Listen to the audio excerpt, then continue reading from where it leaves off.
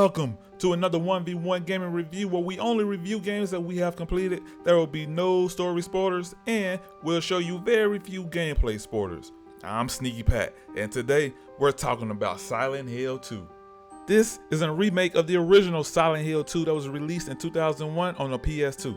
I would also like to start this review out by saying that I have not played any Silent Hill game up until this remake, so I cannot compare the original at all.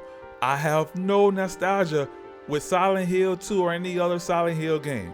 In this review, I will however reference several other notable survival horror games.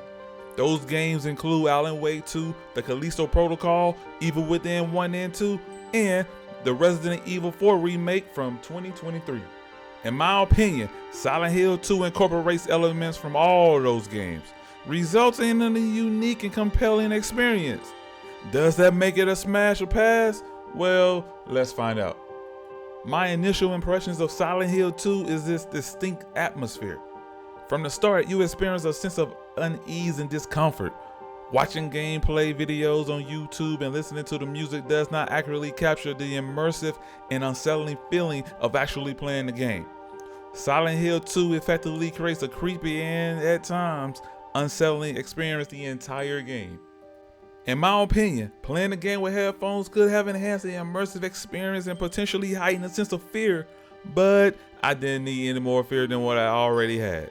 Now, as I said before, while I lack experience with other Silent Hill titles, having played the Evil Within 1 and 2, I find this game to be the closest in terms of its unsettling atmosphere. It becomes evident that the Evil Within drew inspirations from this game. But aside from the fog, you must navigate eerie apartment buildings and hospitals. The dimensions of these locations are also pretty substantial. While this is not an open world game, each map is of a considerable size. It is a must to utilize the maps you encounter to maintain an awareness of your current location and the intended destination you're trying to get to. In the event that you find yourself lost, please fret not, for the map will guide you swiftly to your intended destination. It also serves as a reliable source for puzzles that require numbers. In Silent Hill 2, there are numerous puzzles and riddles that you must solve to progress. On one occasion, I encountered a series of 3 puzzles that had to be completed consecutively just to obtain one key. This sequence required problem-solving skills rather than combat, exploration, or looting. Although I personally do not favor an abundance of puzzles while I'm gaming, individuals who share this sentiment may modify the puzzle difficulty to either light or medium. The puzzles aren't crazy hard to where you need to come to YouTube to figure it out, but a lot of them do require a good amount of thinking to solve them. Now, I'm 3 minutes into this review and haven't talked about the gameplay. Well, let me just show you.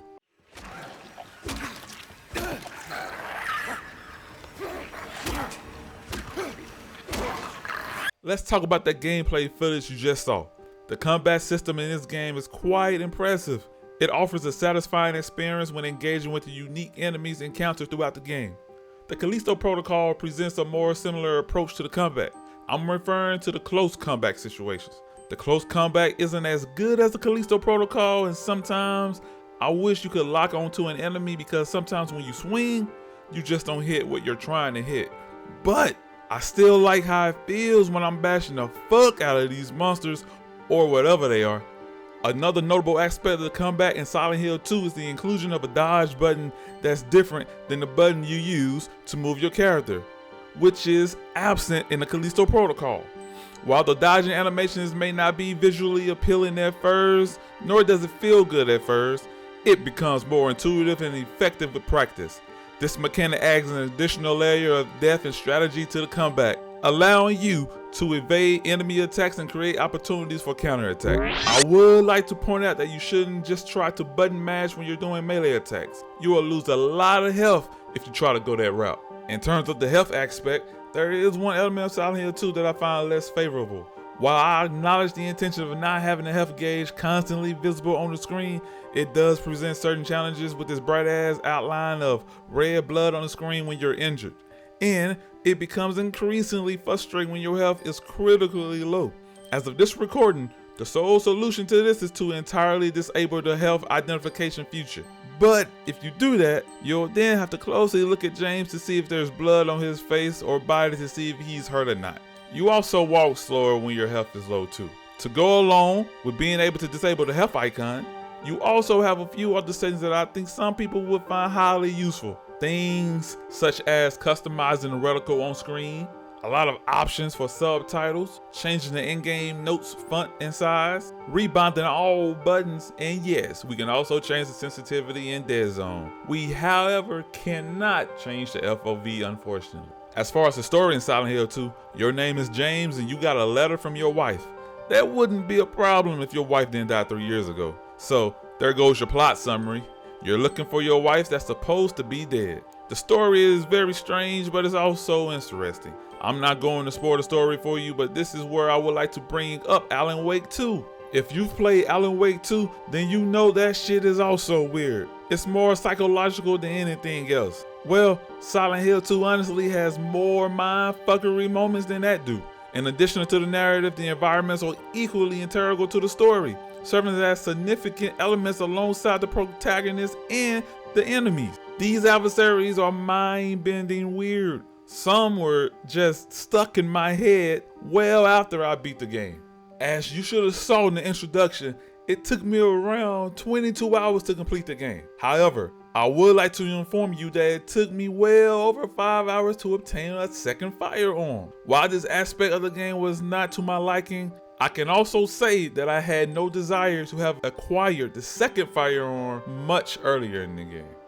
I want to also bring to your attention a couple of other issues that I have encountered. Firstly, the inability to shoulder swap is a hindrance in certain situations. Additionally, there have also been situations to where the interaction button becomes unresponsive when attempting to pick up items, although that does occur infrequently. Also, I've gotten stuck to where I couldn't move, so I had to reload the latest save point. That happened to me twice. Also, while this is just me nitpicking, I hate the way James runs. It just doesn't feel like I'm doing the sprint. Now, I've already told you some of the similarities to 3 of the 4 games that I told you I would reference. The final reference is the remake of Resident Evil 4 that came out in 2023. Certainly, I understand that Silent Hill 2 is a psychological survival horror game, while Resident Evil 4 is more of an action survival horror game. However, both games feature a significant amount of puzzles and require careful item management.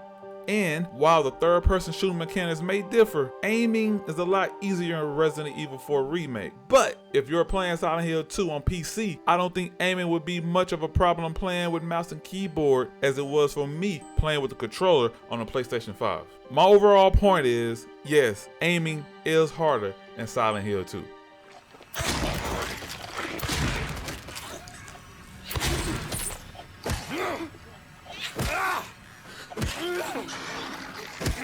This is my first experience with Silent Hill, and for me, it didn't disappoint. If individuals experience similar feelings in 2001 as I do now, it is understandable why some people consider the Silent Hill series to be the pinnacle of survival horror in video games. The atmosphere is exceptionally well crafted, and the attention to detail in the environments is truly remarkable. It is an experience that must be personally undertaken to be fully appreciated. I didn't know I would enjoy Silent Hill 2 much as I did. With that being said, yes, Silent Hill 2 gets a smash.